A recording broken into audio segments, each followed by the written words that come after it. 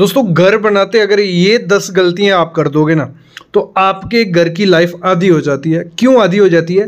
क्योंकि इसकी वजह से आपके घर में क्रैक्स भी आने लग पड़ते हैं, डैम्पनेस आ जाती है, लीकेज जो स्टार्ट हो जाती है और आपका घर वीक हो जाता है। अर्थक्वेक प्रूफ उस घर को नहीं बोल सकते, क्योंकि आगे आगे जो भूकंप वगैरह आते हैं, सिस्मिक लोड पड़ते हैं, तो वो घर आपका झेल नहीं पाएगा अगर ये गलती करोगे। तो इसको गलतियाँ क्या है, उसको सही कैसे करना है, वो सब चीज़ें इस वीडियो में बताऊंगा। तो एक सिविल इंजीनियर के लिए बहुत इंपॉर्टेंट है और जो घर की कंस्ट्रक्शन करवा रहे हैं उनके लिए भी बहुत इंपॉर्टेंट है। 10 से 15 मिनट लूंगा, कंप्लीट वीडियो देखो, लेकिन उससे पहले प्लीज चैनल को सब्सक्राइब कर लो और बेल आइकन दबा लो। तो स्टार्ट करते हैं। ये जो गलती आप देख रहे हो ये क्या हुई है, ये हमारा है कॉलम और ये बीम, और जो बीम का सरिया है जो कॉलम में जा रहा है उसमें कोई एल नहीं है, जहाँ बेंड नहीं है, जहाँ एंकरेज लेंथ भी हम बोलते हैं और डेवलपमेंट लेंथ भी उसको बोलते हैं। होता क्या है, दोनों तरफ हमें जो बीम का सरिया होता है, जहाँ जंक्शन बनता है, जहाँ कॉलम और बीम मिलता है, वहाँ पे वो सरिया एल होना चाहिए। और यहाँ आप देख रहे हो सीधा कट कर दिया है।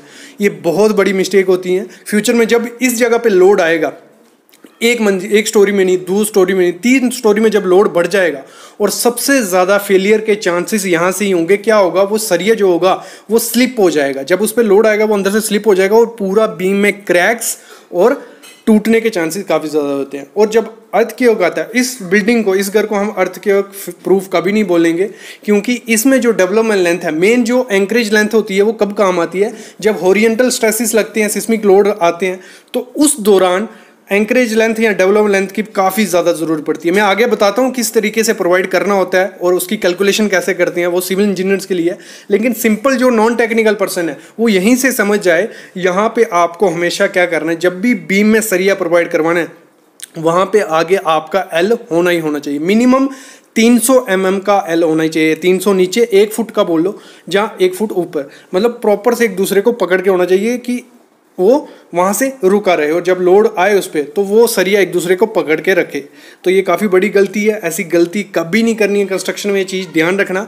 अभी हम चलते हैं, ये होता क्या, सही तरीके से हम कैसे प्रोवाइड करते हैं वो भी साइड पे देखेंगे और इसकी कैलकुलेशन कैसे करते हैं वो भी हम इस वीडियो में अच्छे से देख लेते हैं। सामने आप देख रहे हो ये हमारा जंक्शन है। मतलब जंक्शन क्या होता है, जहाँ एक कॉलम रहेगा, दोनों तरफ से बीम आएगा, मतलब कहीं दोनों तरफ से क्या, हर तरफ से जहाँ बीम जुड़ेगा मतलब एक दूसरे से, वो होता है हमारा जंक्शन। मतलब सिंपल भाषा में जंक्शन आपने सुना ही सुना होगा।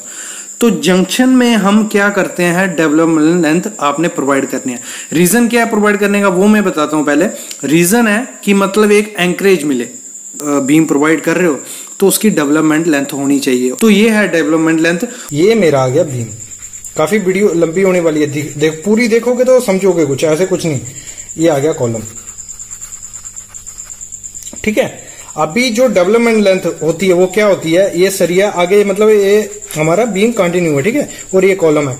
तो ये जो ये स्टील बार है, ये ड्राइंग मेरी वैसी ही इतनी अच्छी नहीं है, ये यहां से लेके यहां तक बार होगा, मतलब यहां से ये मेरा जो स्टार्ट हो रहा है यहां तक क्या है आपकी डेवलपमेंट लेंथ। और इसको देने का होता कैसे प्रोवाइड करते हैं, कई जगह आपने सुना होगा डेवलपमेंट कितनी दे देनी है, 50D 40D।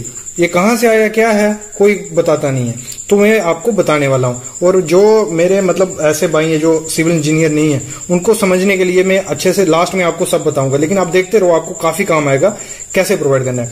LD + 10dB, और LD क्या है, यहाँ LD है डेवलपमेंट लेंथ।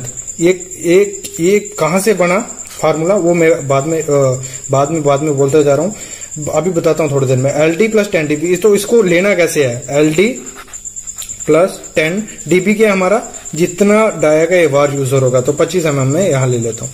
और LD के हमारा यहाँ 50D। 50D कहां से आया, अभी उसका मैं थ्योरेटिकल वे से आगे बताता हूं, आप पहले देख लो।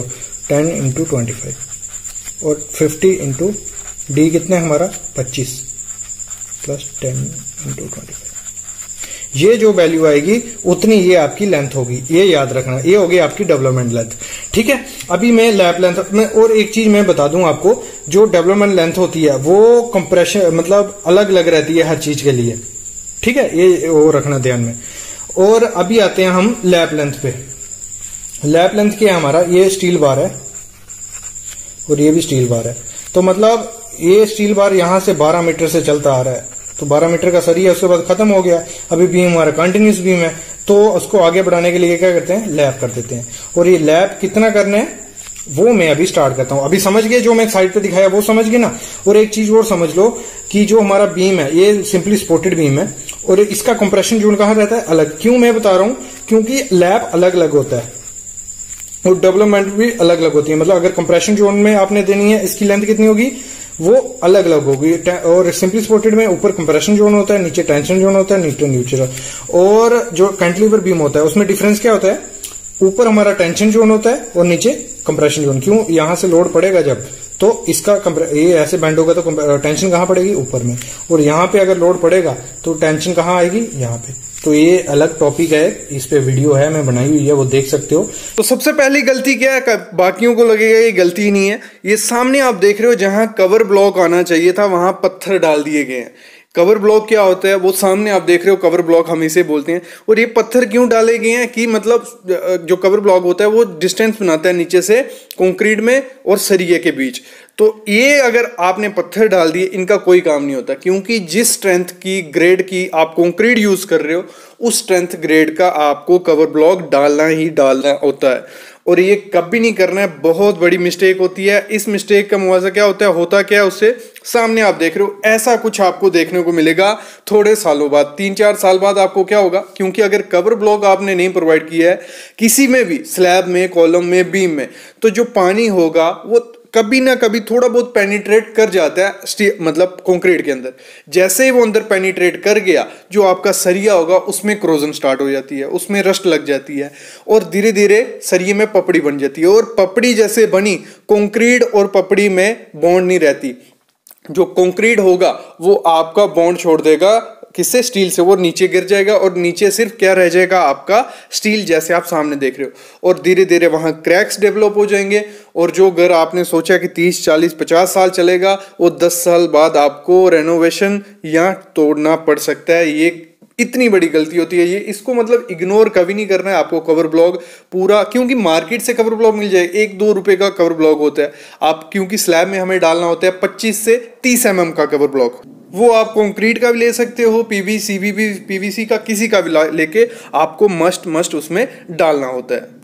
अगली गलती भी बहुत ज्यादा बड़ी है, जो स्लैब बीम प्रोवाइड किए हैं, सामने आप देख रहे हो। मैं स्लैब बीम पे और हैच बीम जो होते हैं इन पे वीडियो अलग से लाऊंगा आपके लिए। तो स्लैब बीम देखो क्या किया है, जो उसका आगे एल होता है, डेवलपमेंट लेंथ होती है, वो काट दी गई है। जो एंकरेज होगी वो ही नहीं रहेगी तो वो बीम किस काम का रहेगा। इसमें मैं वीडियो पहले लाया था कि जो आगे डेवलपमेंट लेंथ होती है, मतलब सरिया जहां से खत्म होता है वहां एल डाला जाता है। ये सामने आप देख रहे हो जहां सरिया जो बीम के अंदर जा रहा है स्लैब का, ये देखो ये कट ही है, मतलब इसको एल नहीं मारा हुआ है। एल नहीं मारा हुआ है मतलब जब इस पे लोड पड़ेगा और ये वहां से फेलियर हो जाएगा। ये भी बहुत बड़ी गलती है। 2 गलतियां हो गई। तीसरी जो काफी बड़ी गलती है वो है शटरिंग में की गई है। देखो यहाँ शटरिंग गई है, मैं समझता हूँ गाँव वगैरह में ऐसी शटरिंग रहती है, नॉर्मल कच्ची शटरिंग जिसे हम बोलते हैं। बाकी पक्की शटरिंग आप किसको बोलोगे, स्काफोल्डिंग और MS प्लेट से, यहाँ जो शटरिंग होती है प्लाईवुड से, वो की हो तो वो बहुत बड़ी सही रहती है। लेकिन इसमें क्या किया गया, इसमें आपका जब कंक्रीट होगा, इसमें जो गैप होते हैं उनको ऐसे तो भर दिया गया है मिट्टी डाल के या गत्ता डाल के, लेकिन फिर भी उसमें गैप रहते हैं। उसमें से जो हमारी स्लरी होती है, जब कंक्रीट का पानी, स्लरी, क्योंकि सीमेंट और पानी मिलके स्लरी बना लेंगे, वो नीचे निकल जाएंगे, ऊपर बचेगा सिर्फ क्या, कपची मतलब एग्रीगेट। तो एग्रीगेट वहां हनीकॉम होगा और वो स्ट्रेंथ नहीं मिलेगी जो हमें स्ट्रेंथ उस कंक्रीट में चाहिए होती है। लेकिन फिर भी मोस्टली मैंने देखा यहाँ फिर आपको सही दिख रहा होगा, क्योंकि इन पैकिंग कर दी गई है, मिट्टी से की है या गत्ते से की है, जिससे भी। लेकिन कई बार क्या होता है, सिर्फ फट्टे की शटरिंग कर दी जाती है, प्लैंक की शटरिंग, और उसमें पैकिंग नहीं की जाती है। उस केस में ज़्यादा जो लॉस होता है स्लरी का, वो काफ़ी ज़्यादा देखने को मिलता है। और अगली चीज़ क्या होता है, ये जो कच्ची शटरिंग की गई है, जब कंक्रीट होता है तो कुछ जगह क्या होता है, ये चीज़ें चिपकी रह जाती हैं, मतलब गत्ता हो गया, फट्टी हो गई, जो भी मतलब पतले पतले प्लैंक्स होते हैं, तो वो बाद में क्या होता है, आपको एक्स्ट्रा लेबर लगती है। जब उसको निकलवाना पड़ता है तो वो 1-2 दिन लग जाता है, क्योंकि वो सेट हो चुका होता है। आपकी जो शटरिंग खुलेगी 14 दिन के बाद ही खुलेगी, 20 दिन के बाद खुलेगी, तो तब तक वो जो गत्ता होगा, शटरिंग, वो चिपक गया होगा। अगर आप उसके ऊपर ही प्लास्टर करवा दोगे तो वो बहुत बड़ी मिस्टेक हो जाती है, क्योंकि बाद में वो सीलन लेता है, जहाँ पपड़ी बन के वो प्लास्टर आपका गिरने लग पड़ता है। अगली गलती क्या है, पूरी शटरिंग में क्या किया जा रहा है, वर्टिकल सपोर्ट लगाई जा रही है, उसमें क्या किया जा रहा है, नीचे आप देखिए टीम यूज़ की जा रही है, जहाँ मतलब प्रॉपर साइज़ के लिए इंक्लाइंड उसको खड़ा किया। तो इससे होता क्या है, मोस्टली क्या होता है, सेटलमेंट देखने को मिलती है। मतलब आपको कभी नहीं दिखेगा, लेकिन आपके स्लैब में अगर ज़्यादा लोड आया, मतलब तभी कंक्रीटिंग के दौरान, तो नीचे थोड़ी बल्ली भी अगर सेटलमेंट हुई 1 इंच या आधा इंच या 1.5 इंच, तो क्रैक क्रिएट अपने आप हो जाएगा, स्लैब में माइक्रो क्रिएट हो जाएगा, और बाद में वही होगा, पानी लग जाएगा, सरिया में डिट्रॉइड होने लग पड़ेगा। तो आपको जो भी प्रॉपर काम करवाना है वो अच्छे से करवाना है। अगली जो मिस्टेक है वो बहुत बड़ी मिस्टेक, मैं इस चीज़ को बोलूँगा, क्योंकि ये चीज़ आपके घर पूरा गिरा सकती है, तो मैं आपको वो भी दिखा देता हूँ। ये मिस्टेक काफ़ी ज़्यादा बड़ी होती है। अगर ये मिस्टेक आप अपने घर की कंस्ट्रक्शन में करते हो तो इससे अच्छा घर बनाओ ही नहीं, क्योंकि कॉलम प्रोवाइड करवाओ ही नहीं। क्योंकि अगर आपने ऐसा कॉलम प्रोवाइड करवाना है तो उसका फन क्या रहा, मेरे को ये बताओ। ये जो लोड ऊपर से आएगा तो वो कौन सा सरिया लेगा, ये वाला सरिया लेगा कि ये वाला सरिया? आप यहाँ इस कॉलम को देखो या ये पीछे कॉलम जो आपको दिख रहा है, इनमें से किसी कॉलम को कोई ढंग से कुछ किया ही नहीं है। मतलब यहाँ का सरिया, ये वाला जो सरिया था, सॉरी, ये वाला जो सरिया थे, इनको बेंड करके यहाँ ले दिया गया और यहाँ पे नया सरिया कुछ खड़ा कर दिया। तो इसका फ़ायदा क्या है? ये मतलब मेरे को लगता है ये जो कॉलम जब फ्यूचर में अगर डबल स्टोरी भी करने जाओगे तो यहीं से क्रैक आना स्टार्ट हो जाएगा। क्योंकि जो सरिया हमारा होता है उसका क्या काम है, टेंसाइल स्ट्रेस को बेयर करने के लिए ऊपर से लोड जो आएगा वो नीचे डिस्ट्रीब्यूट कर देगा प्लिंथ में, और प्लिंथ नीचे फुटिंग में। तो ऐसे ये वर्क करता है। तो अगर आप ऐसे जो एंकल मारते हो, जैकल मारते हो, तो इसका कोई फन नहीं रहता। तो अभी मैं बात करता हूँ लैप लेंथ की साइड पे, फिर हम थ्योरेटिकल बात अभी बाद में करने वाले हैं। ये सामने हमारा लैप लेंथ। लैप लेंथ को सिंपल समझने के लिए क्या है, कोई भी बार, एक 12 मीटर का मतलब बेसिकली आता है बार, तो उसको 12 मीटर के बाद अगर 14 मीटर है, 14 मीटर डालना है आपको, तो कैसे क्या करोगे, उसको या तो बेल्ट करोगे या लैप प्रोवाइड करोगे। ये सामने लैप जो मैं फिंगर दिखा रहा हूँ, ये यहाँ से लेके पूरा थ्रू आउट लैप है हमारा। तो उसको मतलब जोड़ने के लिए उसका इक्वली, अगर टेक्निकल लैंग्वेज बोलूँ, इक्वली स्ट्रेस ट्रांसफर करने के लिए क्या करते हैं, लैप करते हैं। तो ये मेन फंडा है लैप का। सामने आप देख रहे हो ये हमारा बार है, ठीक है। ये मैं एग्जांपल दिखा रहा हूँ आपको, 12 मीटर लंबा बार है, पीछे से स्टार्ट हुआ है पूरा बीम से। मैं दिखा देता हूँ आपको, एक बार देख लो, ये देखो ये थ्रू आउट आ रहा है। और अगर अभी क्या है, हमारा बीम कंटिन्यूस है, तो इसको अगर कंटिन्यू रखना है तो क्या करेंगे, हम लैप करेंगे। लैप करने का मतलब, लैप इन द सेंस मतलब दो चीज़ों को जोड़ना, दो चीज़ों को जोड़ने के लिए। और इसका भी आईएस कोड कहता है कि आपको अगर अच्छे से ट्रांसफर करना है रोड, तो क्या करना है, अच्छे से मतलब प्रॉपर वे से आपको लैप प्रोवाइड करना है। देखो ये जो था उसमें लैप प्रोवाइड कर दिया। कैसे लैप प्रोवाइड किया, दूसरा जरिए सरिया जोड़ दिया।